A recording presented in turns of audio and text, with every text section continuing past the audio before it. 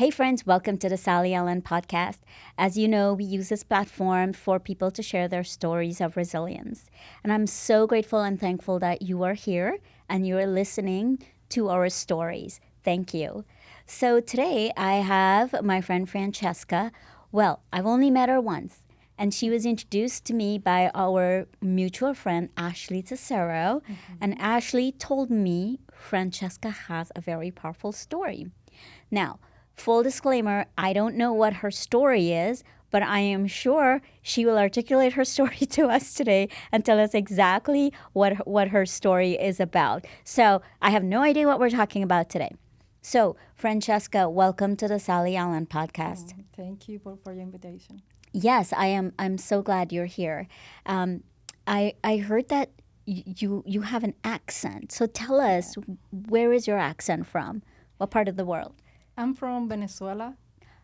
I live 25 years in Venezuela, and later we moved to Miami. I was living in Miami, and now I have 2 years in Vegas. 2 years in Vegas. And you went to Miami when you were how old? 30 something. 30 something. Okay, and you've been in Vegas for 2 years. Yeah. So I'm pretty impressed. You've been in Vegas for 2 years Yeah. and you have your own, Francesca acai bowl. By the way, great acai bowls, and she's located in Henderson. Tell us, there must be a story behind that. How did you get from Miami? What brought you to Vegas? And talk to us about your journey. I used to have a restaurant in Miami too. And I love the city. I love the beach. But my family was here. And with the COVID, they have COVID, so I was nervous in Miami. So I said I have to move to Vegas to be with them. So finally I did it. I came to Vegas with my kids. And now I love Vegas. When I came here, 1 month after, I bought the restaurant, and I have already 2 years with the restaurant. Wow, Hmm. that's amazing. So you're very entrepreneur minded. Yeah. Yeah. So what's your story? I heard you have this really powerful story. Tell us your story. I don't think it's a powerful story. I think I'm a workaholic. I have 4 kids, so I have to be full energy every day. Yeah. So when we moved here, I bought the restaurant, and I get divorced after 20 years. So it was a little bit difficult in the beginning, but now I'm trying to be better every day. I love to read, to hear podcasts, good histories, and so I learn from the best. So I try to do the same and be working every day. Yeah. So let's go back to, you said you were married for 20 years. Yeah. You don't look more than 20 years old. I know you said there was 33 somewhere in there in Yeah. Miami, but you look very young, and you have 4 children. Yeah. Yeah. Teenager already. Wow. 13, 14, 15, and 21. Wow. Yeah. What's your beauty secret? The 4 kids. I have my whole day doing exercise behind them. Mom, Yeah. I want water, I want food, so I have the whole day running. Yeah. Yeah. So I think there is some resiliency in having 4 kids, a business, and getting divorced after 20 years. Are you comfortable talking about that with us? Like, what led you to finally break free from, I'm sure, a marriage where you weren't happy in? Yeah. Yeah, it was a little bit difficult. We used to be working every day together. So, like I say, I'm a little bit workaholic. So, what I think is that affect my relationship, because sometimes if we are, I don't know, maybe seeing movies, I was thinking, oh my God, tomorrow I have to do this. So I never enjoyed like the couple time. So I think that's affect us, and maybe is what make me. I prefer to be working. Mm. I feel like if I'm working, I'm okay. I don't want to be resting or seeing movies or whatever. So maybe that's what affect the relationship. Oh, that's interesting. That's interesting. Do you feel like your sense of purpose in life comes from doing, working? Yeah, definitely. Okay. All right. So if you had a chance to go back and do things differently with your ex-husband, would you do it, or you just love your work so much more? No, I don't think I want to change anything. Maybe I was be working more because that's what made me feel always happy. It's like an energy inside of me, so I have to be doing something. Sometimes he say, you like to be busy. That's your profession. So Yeah. to be busy, and that's what I like. Mm. I'm always with my AirPods, with podcasts or something like that, uh, trying to copy what the successful people do. Yeah. So that's my journey every morning, every day. Yeah. So that being said, I totally get that. That's you. You're a career woman, you're an entrepreneur, you love working, you love the Yeah. grind. What values are you instilling in your kids when it comes to that, though? Like, are they like you, or are you instilling different values in them? I try. They go with me to my job normally. They work a lot with me. They help me a lot. Uh, some of them like it, some of them no. So I try to let them decide what they wanna do. Yeah. Even if they don't wanna be like me working, they wanna be in the house with the kids. For me, it's okay. I wanna support 100% whatever they wanna do. Right. So I like that. I like that. You are giving them the chance and the Yeah. opportunity to be who they want to be, Mm-hmm. but you're also teaching them good work ethics when you bring Yeah. them to work. But they can be whatever they want to be. Yeah. Have you always been like that growing up as a little girl, like very driven and very I wouldn't say career minded as a little girl, but have you been like that, very very driven, and you knew what you wanted? Yeah. Since I was a little girl, yeah, I always like I saw the successful people. I was like passionate with that, and that's my dream, like Yeah. to be like Oprah or something like that. Okay. I like that. Yeah, Okay. Yeah. I like that. Big ambitious. It's good to have yeah. big, hairy, audacious goals. Mm-hmm. Yeah. So what do you think your biggest challenge is being an entrepreneur? What is your biggest challenge that you face in your business? Uh, so far, my industry is restaurant Mm-hmm. was really hit for the COVID. So now I'm trying. When you have a restaurant, you have to know about everything. Yeah. And sometimes the people doesn't know. The people sometimes think it's just the food and that's it. You have to know how to cook. But I don't know how to cook. It's more than that. You have to know about marketing, how to sell more, how make the customer happy, how you have to know what they want. So sometimes it's more than just to cook. Yeah. Yeah. And what's your number one value when it comes to making the customers happy? It's just what everybody say. The customer always have the reason, so that's true. Customers What? always right. Yeah, Yeah, they're always right. yeah, exactly. Yeah, yeah. So I know you work really hard and you're at the store a lot because I was trying to get you earlier this week to record last week. Yeah. Um, do you hire people to work with you since you work so hard? Do you have Yeah. employees? Yeah.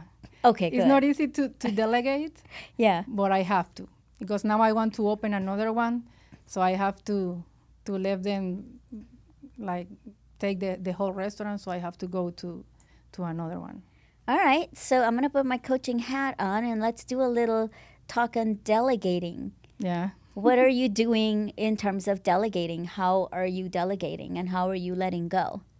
It's not easy for me. Mm-hmm. I'm trying to create all the process. Like this is what everybody has to do. So when I'm not there, it's easy for them to know what they have to do. But sometimes wherever I be, I'm in the camera. So I say, okay, I have to to let them work, but I can be my head without the restaurant. So I'm always thinking, oh my God, maybe it's customer, maybe there is somebody, I don't know, with the food maybe was serviced the wrong way, or maybe somebody waiting and they are in the back talking or whatever. So I'm always like working with my head. Yes. So I have with the camera and calling them, and a little bit stressful sometimes. Or my brothers work with me, so they know me. They understand how I am. So, what would it take if there is another, you know, business owner, another entrepreneur listening to this? What do you think it would take for you to trust and let go a little bit? A little bit. We're just talking a little bit. What would it take? What would make you comfortable enough to trust and let go? I think we have to.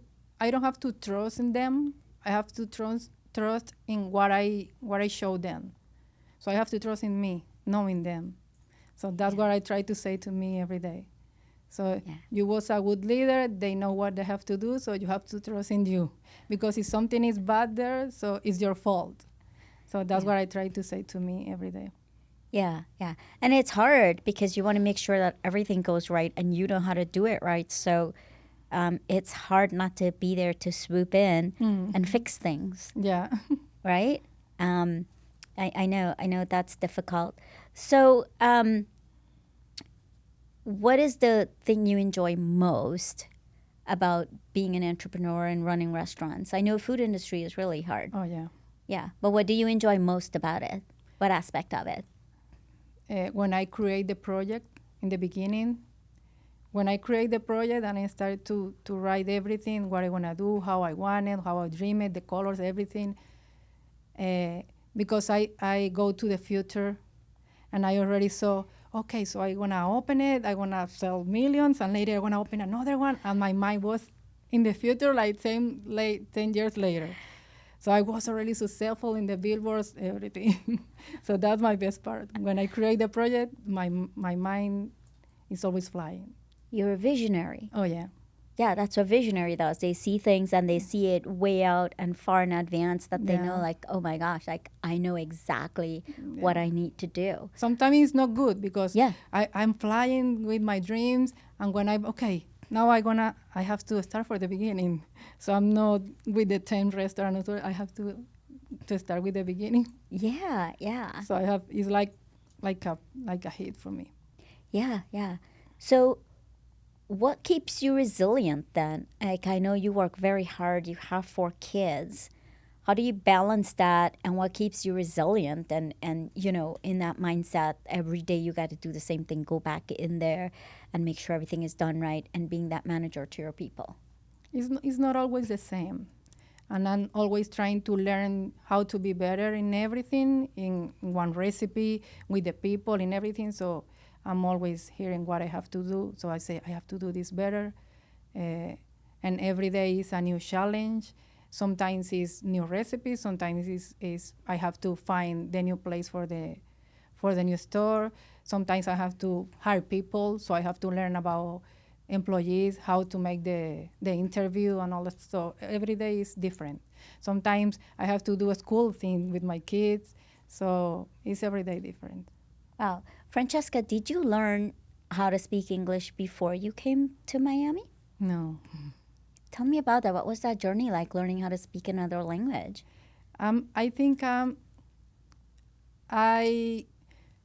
I was in Miami, I don't speak English at all because Miami is Spanish. And I was in a group, a big group. The name is EO, is Entertainment Organization.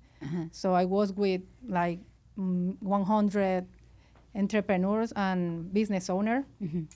So we have a meeting every week, and they say always, and only in English. So they say how, and when they ask me something, I don't know what my answer was, but I was always trying. So they say to me, how do you do that? How you gonna be in a group in English and you don't speak English? And I say, I don't know, always I wanna have something, I go for it. Even if I don't know how to do it, I go for it because I have to try. So the same here with the English. I never take classes because I don't have the patience to be 1 hour or 2 hours sitting with a class. So I was learning with my customer, trying to talk without fears. So with the phone sometimes, but I just go for it. Like today, I don't know. Sometimes I don't understand what you say, but I try to, and I try to do always my best. Wow. I'm so glad you're here. You're very Thank you. brave. The fact Thank you you. said sometimes you don't understand what I say, I'll try to. I speak fast. I can speak fast, so I'll try to go slower. But I'll tell you. So I'm a business coach, and my clients would tell me, um, they would not feel confident sometimes at work, and they speak four languages. And what Oh. I would tell them is the same thing I'll tell you now, that the fact that you can speak two languages, you're way ahead of the curve, like with anyone. Because I can only speak one language, and more than likely, I told them your boss is probably speaking one language, and you can speak two languages. It doesn't matter, just speak. You're way Exactly. ahead of the curve, and it's such a I see it as such a brave thing to do. Just coming on a podcast, sharing your story, right? And not even sure if you'll be able to understand everything I'm asking or what I'm saying. Like, that is so brave. Yeah. That is so brave. I have to Thank you. commend you for that. Are you Thank you. teaching your kids both languages? Yeah, they talk perfectly English and Spanish. I Both. love that. I Yeah. love that. Wow. Wow. So tell me, what age did you get married? 20. 20. And that was in Venezuela? Yeah. Yeah. And when you got married at 20, were you still entrepreneur minded, or were you into your marriage? Because somewhere along the line it went down the hill. But how were you in the beginning? We used to have restaurants in Venezuela, but he runs the restaurant. I have pregnant 3 years continually. Yeah. But even with my kids, everybody know me in my city because I was working in the restaurant with my when I pregnant, how would you Yeah. say, with the Yeah. and my other kids here. So Oh. sometimes with the bottle and the on my belly big, so everybody know me like you're crazy. You're you're pregnant with other kids here and talking with the people, and I was serving the food, everything. So I think that's why my kids love to work too, because Yeah. they work with me working every day in every business that I have. Yeah. Wow. And I'm assuming you worked till the last day of the pregnancy. You probably worked. Yeah. Yeah. Yeah, with my two small kids, I'm pregnant, and I was working. And you were still Yeah, working. Wow. Wow. So do you create your recipes by yourself, or yeah, all your recipes? yeah. Wow. And when you start your new store, is it going to be a duplicate of this one that you have? Is it going to be the same format? I think it's gonna be only acai. This one is acai breakfast and brunch. Mm-hmm. For the other one, I think it's gonna be only acai. I'm trying to find a smaller place, so for only acais. Okay. Where are you thinking about starting it? When? Where? What Where I part of wanna town? open it in Summerlin. Oh, Summerlin. Yeah, Okay. I'm trying to find the right place. Yeah. Yeah. Very good. Very Yeah. good. Are you nervous about it? Or are Oh you? yeah. I don't know even if I can do it because it's not easy for me have one only with one, and now with two, I'm sometimes thinking maybe I'm gonna be in the other one, and this one is gonna be falling down. So I'm nervous about that. So I sometimes I say maybe I have to wait a little bit more. So because sometimes I take a travel or something like that, and when I'm in another city or whatever, they call me. Oh, we have this problem, or we have, and I say maybe I'm not ready to open the other one and let this one alone. So that's Yeah. my biggest nervous. Did you put processes, and we call them SOPs, so they're standard operating procedures, and manuals where you write out all the processes? Do you have that in place for Yeah, them? yeah, Good, very good. yeah, I work with some companies who don't have like that, and I'm like, you're starting a new location and you don't have that? yeah. We need it. Yeah, Yeah, yeah. So you have that already in yeah. place. Very good. Yeah. Hmm. So, all right, we're gonna go into a little coaching again. What's what's making you nervous that's gonna fall down? Sometimes the brain is like have a game with me. I know it's in the beginning, every business. When I bought this one, the 3 first months, it was really difficult, hard.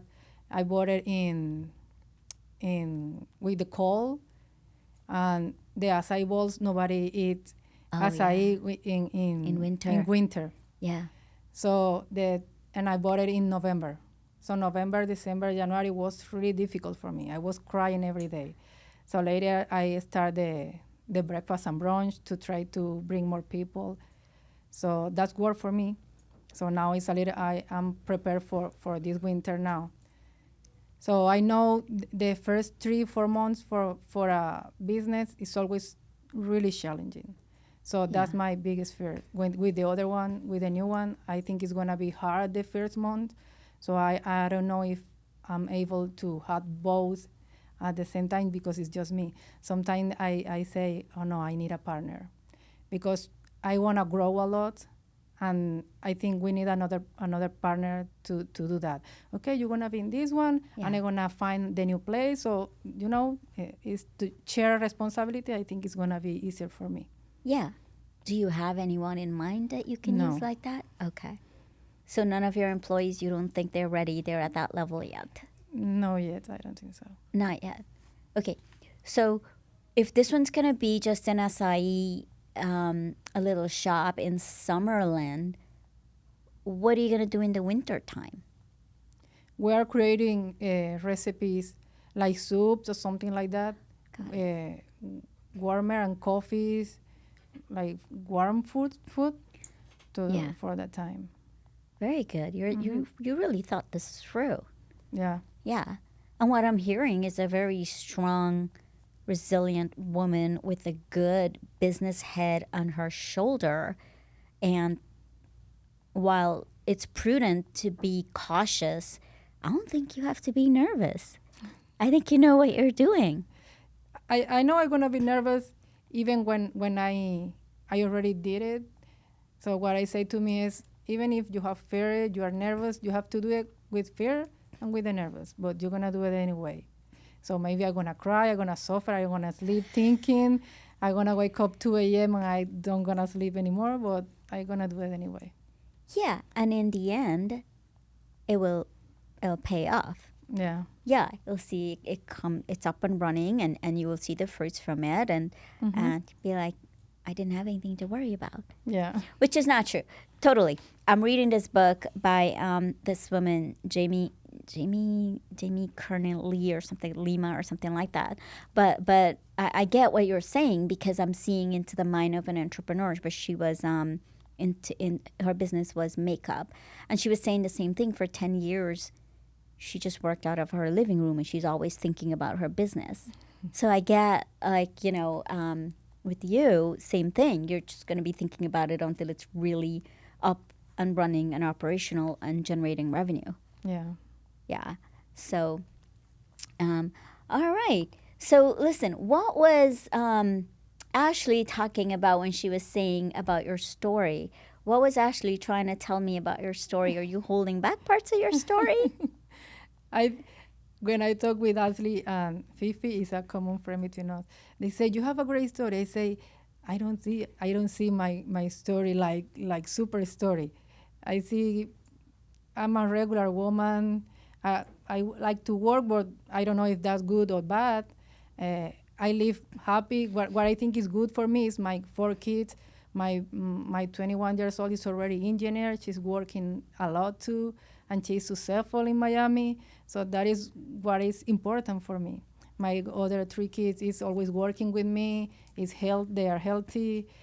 So that's what I think is my best part. I'm happy. I live with my parents now, because when I moved here, I said I'm gonna live with my parents for a couple of years because I was 8 years in Miami alone. So that's what I think is the best part of me. If I work a lot or not, is both are good. If I'm a workaholic or not, both are always. And there are people that is not working a lot and is more successful than me. So that's not what the successful mean. So sometimes I say that to me too. I have to work smarter than harder, Yeah. but I need to be doing something to make me feel good. Yeah, yeah. I think I think that has to do with, and correct me if I'm wrong, you being very driven, Mm-hmm. right? And you have talents and you have skills, and why would you waste those talents and skills? Why won't you use them for good? Your Exactly. acai bowl makes people happy. Mm-hmm. Exactly. You're making customers happy, and Yeah. you're making money while you're doing it. Mm-hmm. I do like what you said. Success looks different for different people. Yeah. Right? I was talking to a friend. I'm trying to remember who I was talking to, but her success is helping people and connecting people. Like Ashley did with you and me, Ashley Mm-hmm. connected it, right? For my Exactly. friend, when she connects people, that's success for her. Mm-hmm. It's not money. Mm-hmm. It's not necessarily. So Yeah. you're absolutely right when it comes success looks different. Everybody wears Yeah. their success differently, and we can compare and measure up to other people. Mm-hmm. Now, good segue. Compare and measure up. Do you ever find you compare yourself to other businesses or business owners and you get discouraged? Um, I'm not compare with, I only compare with me. Good. I try to be better than the day before. But when I'm with successful people, and I'm always like seeing everything and learning everything. And successful people, when I talk about successful people, is people with business. Yeah, yeah. And when I with people, regular people, I feel also good because I think I can help that people, or when I explain something to them, or they say I wanna have a business or whatever, so I give them like my ideas, so that this is what work for me. So I'm also feeling really good. So I think I feel good with, even if I'm with rich people, because I'm learning, and even if I can help people, I'm always happy too. So what I'm trying to say to the people is always, I always hear podcasts about how you gonna feel better more than how to be successful, because I think everything is in your mind, and how or what do you say to yourself. So even if in 10 years I don't gonna be millionaire, I don't gonna be Oprah, I gonna be happy. So I'm trying to be happy for what I am, what I have. Even if I don't get what I want, I will be happy. I love that. I was gonna ask you like to give a takeaway to our audience, but you just did it. You just did it. You just talked to the audience. And I love that. Francesca, you are a very brave and resilient woman. You are very strong and you are very driven. I've said driven so many times, but I don't care. I just see someone who didn't speak any English, but just went out there and just said, I'm going to sit in a group with business owners and entrepreneur, and I'm going to try to speak English from scratch. Yeah. Now, that's brave.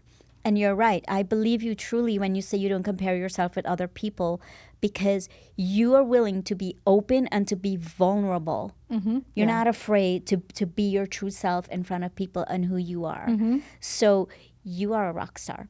Oh, thank Yes. you.